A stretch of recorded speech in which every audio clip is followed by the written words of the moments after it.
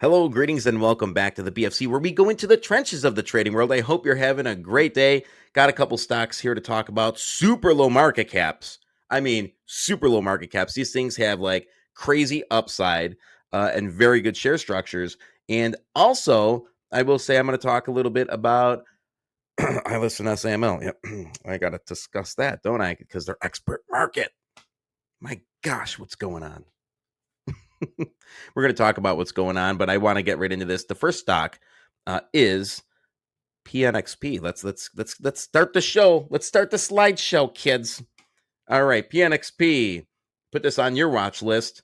And so, who the hell are they? Well, Pineapple Express Cannabis Company, sitting at Dub 7 OTC ID. They're SEC reporting, fully audited, and their CEO is Fred Jose Iglesias, COO Mark Williams, and CCO Kevin Yadri. I think that's how you say that. I might be wrong. But let's look at the business description here. PNXP operates as a comprehensive artificial intelligence powered data analytics platform that delivers strategic. Yeah, I did the George W. Bush. I had to. Strategic market intelligence to the legal cannabis industry.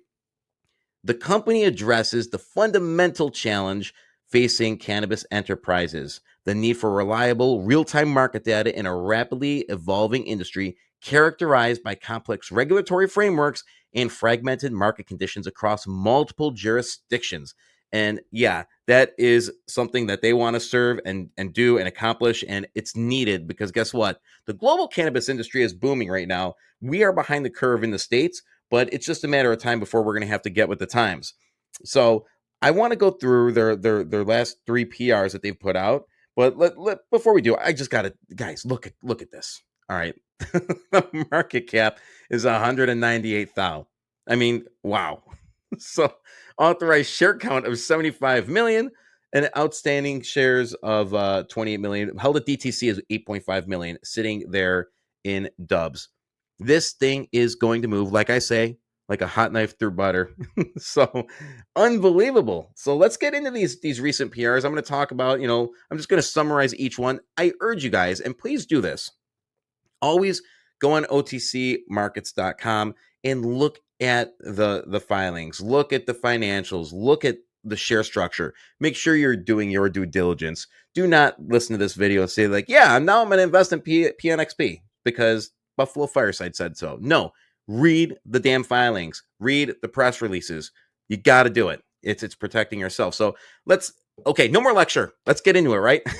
So, all right, the company just launched its own meme token, and they timed it perfectly, actually, and they dropped it on International Pineapple Day. Gotta love the branding, but this isn't just a meme coin. I know you're probably saying, here we go again. This isn't a meme coin for hype. This is going to have utility. CEO Frank Iglesias says this token is built with real utility in mind, not just speculation. And here's what that means. Groovy rewards, all right? Users on their Groovy platform earn points by verifying fine products, completing educational modules, and engaging with the community. So you're like, all right, well, what happens with those points? Well, they can be redeemed for PNXP tokens. So the token actually rewards participation and has a built-in use case. So how are they going to sustain this? Because we see it all the time with these meme coins. They get pumped and dumped and boom, it's game over. All right. And so how are they going to sustain this? PNXP is holding 40 to 60% of the tokens just for rewards. And if the reserves drop, as they stated in the PR, if it drops below 40%, the company will buy tokens off the market to restock, which also supports price and liquidity. All right. So this creates like a loop. You participate, you earn your rewards, and then you redeem for tokens, and then the company maintains supply and demand balances. So that's pretty exciting. Unlike most meme coins, which rely like heavily on just the hype and the luck, let's be real, PNXP is offering something real, something tangible, a connection between activity on their platform and token value. That's a big deal in the meme token space, and people love utility. They want to see their coins at work. And so, yeah, launching on Pineapple Day 2, it's on brand. It's memorable. It helps them stand out. So it's more than just a token. They're trying to bridge the gap between Web3 and the cannabis industry in a way that rewards users for actually engaging with their ecosystem. This was a really strong PR. I urge you to just go read through all these PRs that I'm going through today. Here's the second PR that they discussed. All right. Let's go. This talks about uh,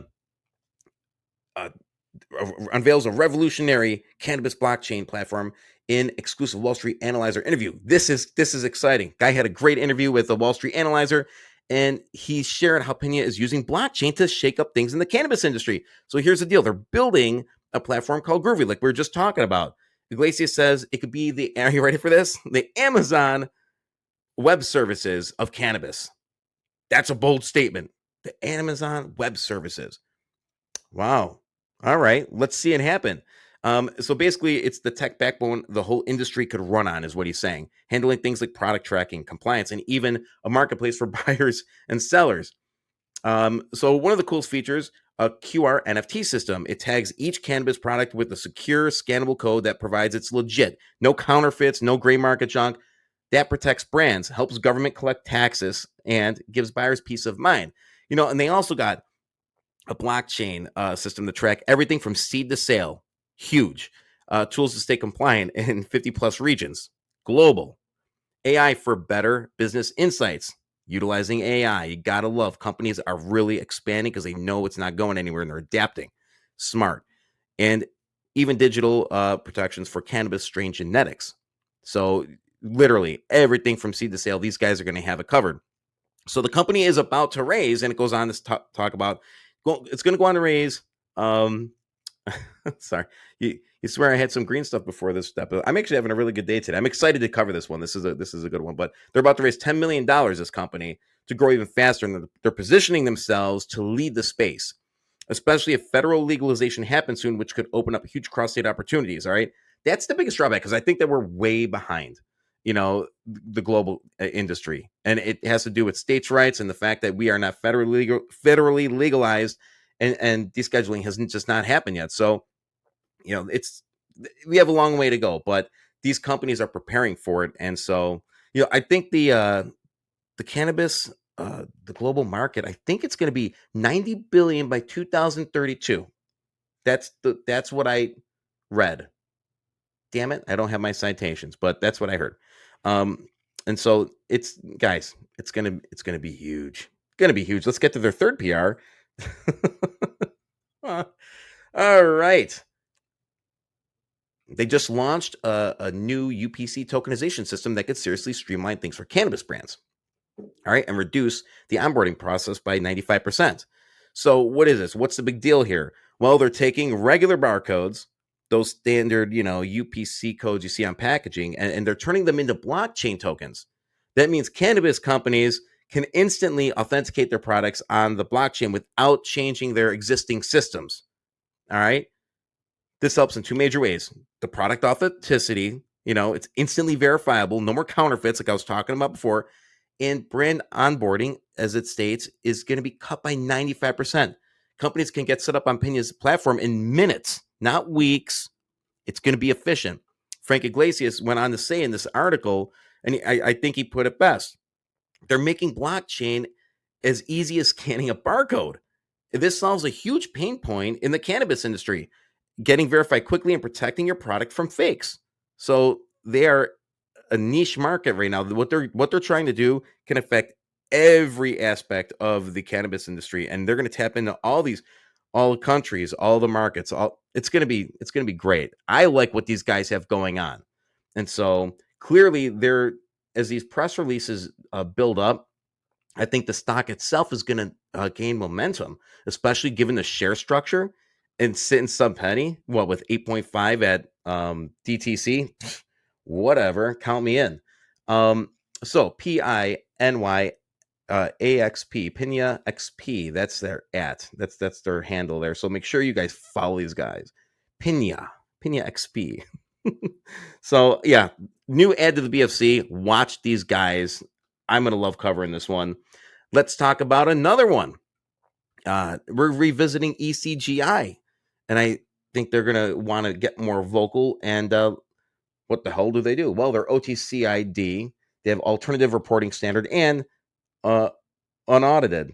All right, so we gotta get those audits done there over there in ECGI. The CEO Simon Yu and the president Jamie Steigerwald. ECGI Holdings through its Uplist Ventures initiative, is a diversified holding company that blends elements of venture capital and private equity. The company focuses on early stage startups in artificial intelligence, healthcare technology, blockchain, vertical software, and other innovative driven sectors. All right.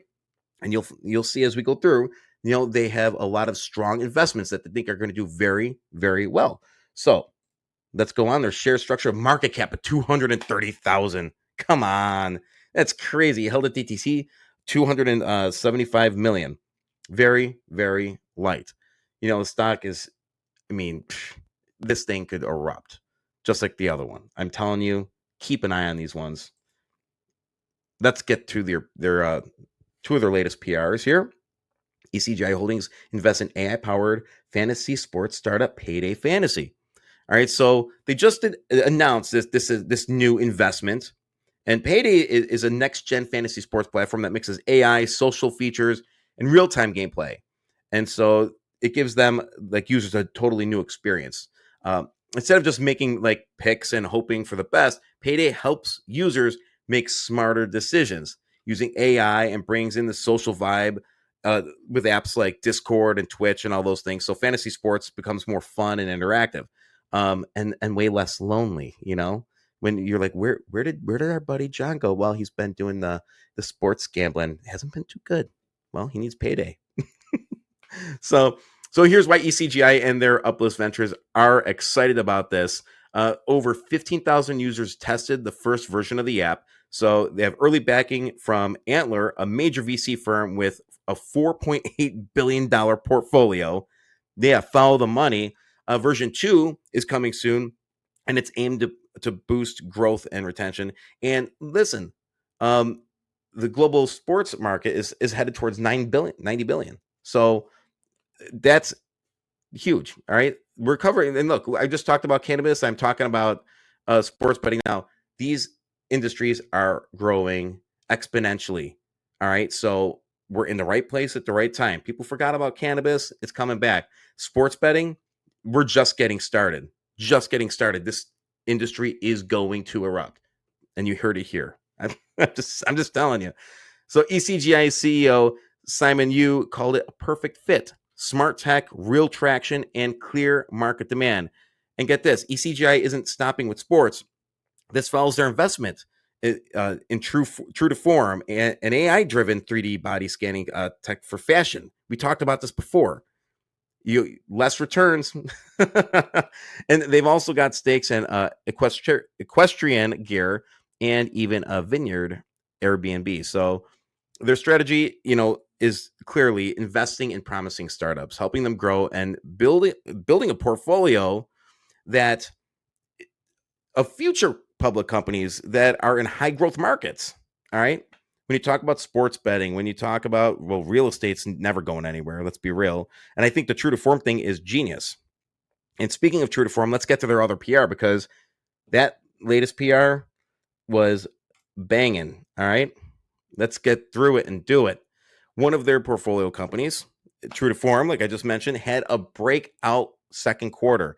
And it's a great example of AI tech making waves in the fashion world. All right. Something you don't hear every day. But here's a quick rundown. Q2 revenue jumped 73% over quarter one. 2025 revenue is already 35% higher than all of last year. And we're only halfway through. Their tech is being piloted by brands like Jordan Craig and Desi Group, with conversion rates up as much as 4x. They signed new names too, including BB and Dovetail Workwear, with launches coming soon.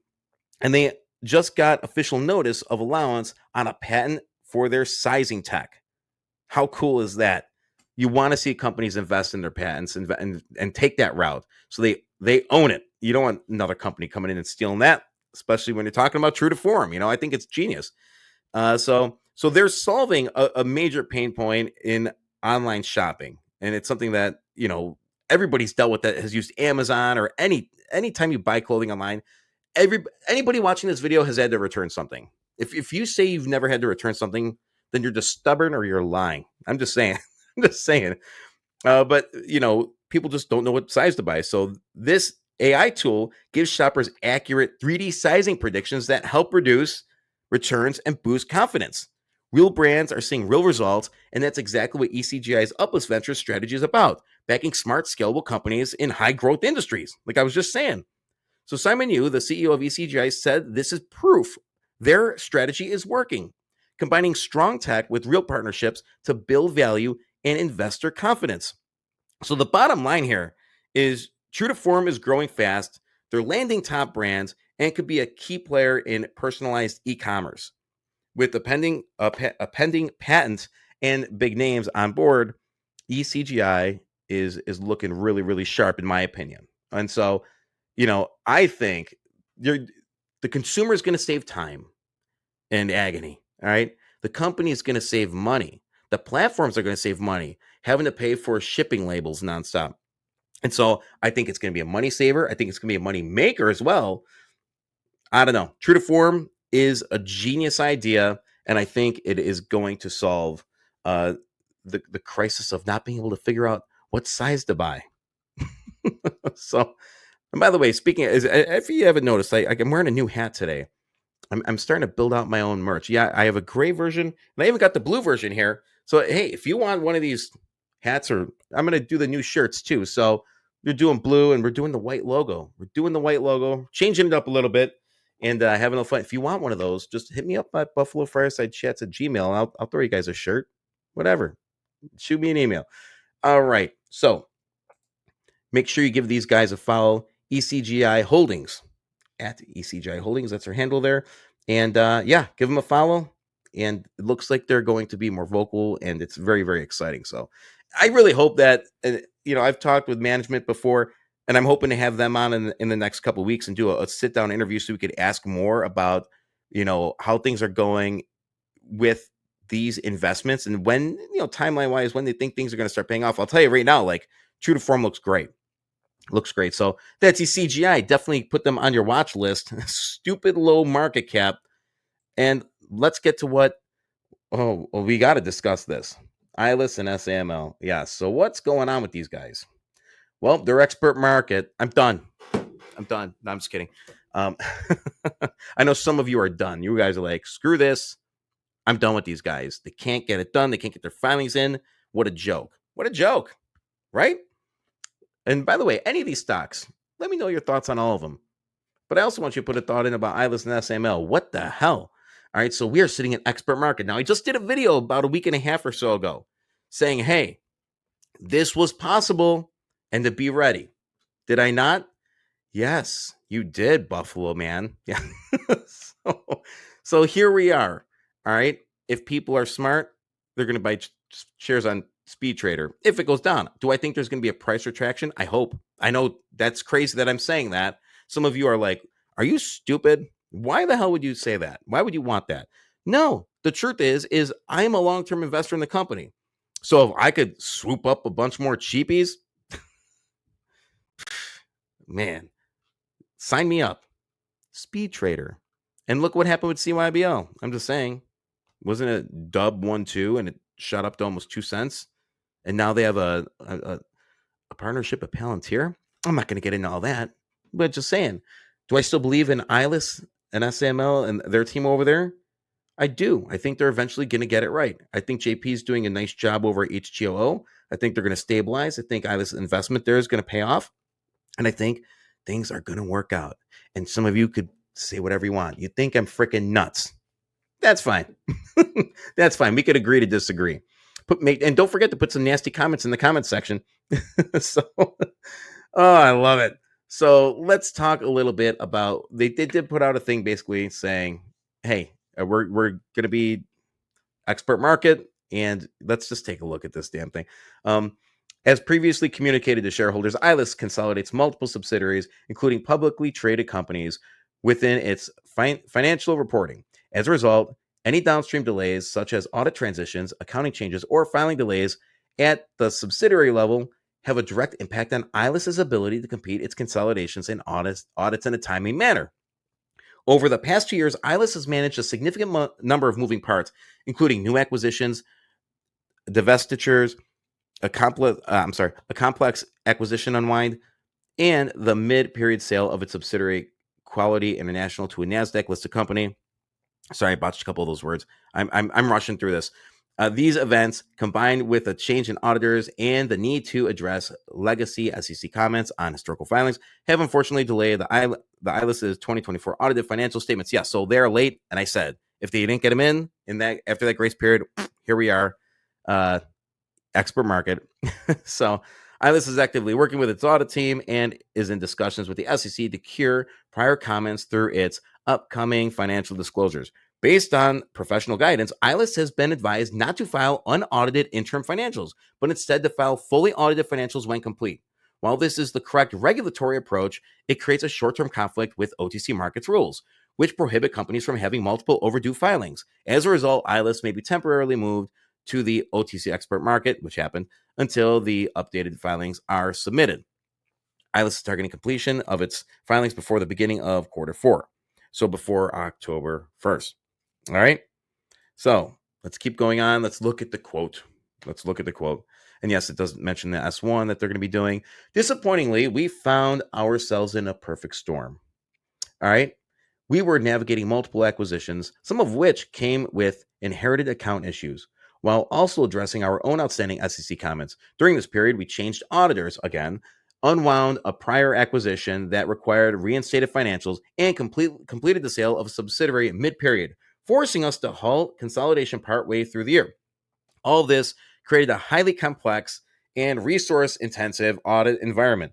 We couldn't begin the parent level audit work until the downstream issues were resolved, which only occurred a few months ago. Now the team is fully focused on completing the process, and it is our top priority. Get it done, Nick, Mr. Link.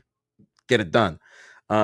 So, now we wait. So this is going to go on for a month or two, guys, just so you know. If necessary, ILUS will also file the appropriate forms to return to its previous OTC tier immediately following its updated filings. Regardless of the path, ILUS confirms it will not remain on OTC expert market longer than necessary and intends to operate either on the main OTC tier or a national exchange as soon as possible. ILUS is working diligently to complete the required audits and filings and will continue to provide shareholders with updates as progress is made. Let's go on. This was from the SAML site. So they, like I said, working in tandem, they had to put out a PR too. So let's just go through.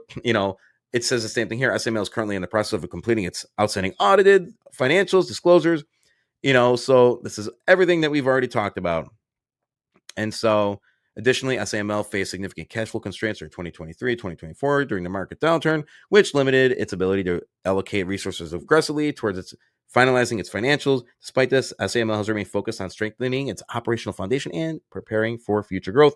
Let's look at the second chunk of this thing. Let's see. Okay, while SAML was effectively in a holding pattern throughout 2023 and much of 2024 due to its capital constraints, the team has worked diligently behind the scenes to prepare for the next phase of growth. We believe now is the time to execute, particularly as market conditions and trade policy shifts begin to favor our business model. And I know you guys love when he goes on the macroeconomics, but there is no strategic value in remaining on the OTC for the long term. And we're fully focused on transitioning to a major exchange where we can properly raise capital and unlock shareholder value. And they're doing it with QIND. They own HTOO, which is a big board stock. Now it's time.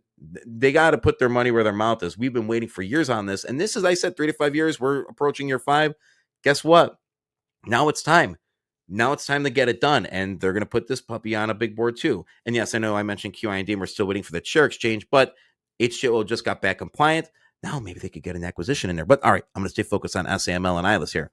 SAML management is currently finalizing its audited financials and is targeting submission of all outstanding filings before the beginning of quarter 4. SAML is also considering filing a registration statement and applying to uplist to a national exchange either concurrently with or shortly after disclosures are filed. This move is intended to support a robust acquisition pipeline and accelerate growth across its key subsidiaries. Now, don't forget, all the main stocks, not the main stocks, all the main companies and subsidiaries that were in ILUS, guess what? They are now in SAML, the Emergency Response Division. And listen, we actually went through their whole PR and I discussed all that. So the truth is, there's a lot going on here. All right. They seem very confident. And so while this thing isn't tradable, it seems like they're still getting stuff done on the back end. SAML has been advised not to submit interim audited financials, but instead file complete audited financials. Yes, we just already covered that. Same thing that they said in the ILUS PR. And yes, same stuff. And let's just finish with this quote here. We are working with urgency and determination to complete our filings, restore full compliance, and pursue our listing and capital objectives. We're excited about what lies ahead and are fully committed to delivering value to our shareholders. Damn it. All right. I have 8 million shares of this. BFC owns a lot of it. I'm going to try and get more. Am I hoping to see this price continue to go down over, the next week so it sits there for a couple months and it gives me an opportunity to buy more? Yep. Is this my advice to you? Nope. You do what you got to do. Make sure if you don't like, listen, I'm just going to say it right now. If you don't like Nick Link or JP or ILUS or, anybody associated with it, don't buy it. Don't buy it. If you think this thing's toast, get out. Take the tax loss. Not financial advice. I'm just saying, walk from it. If you think this is just a steaming turd, walk from it. I don't. I'm going to continue to invest in it. So, yes. Do I hope the price goes down so I can soup up more cheapies? Absolutely. Do I want to try and get to 15 to 20 million SAML? Yep, I do. Do I think that's going to pay off? Yep, I do. Am I going to try and buy more ILUS? Yes, I am. And some of you think I'm nuts, and I'm glad. So, listen. This is all for entertainment purposes only. And I wanted to actually thank all of you guys for. I just had to I had to throw in a Sunday update today, just because we have 2 new stocks that we're covering. We had the expert market happen with ILUS and SAML, and so I wanted to just sit down with you guys and just do an old fashioned due diligence session. So that's it. So yeah, guys, give ECGI a follow, give PNXP a follow. I'm going to try to have both teams on in the next couple of weeks to answer your questions, because that's what this is all about, is doing due diligence from the source, DD from the source of the BFC. And that's all I got for today. Listen, hit like, share the content, leave a nice comment down below. And remember, there is more that binds us than breaks us. Peace out, guys.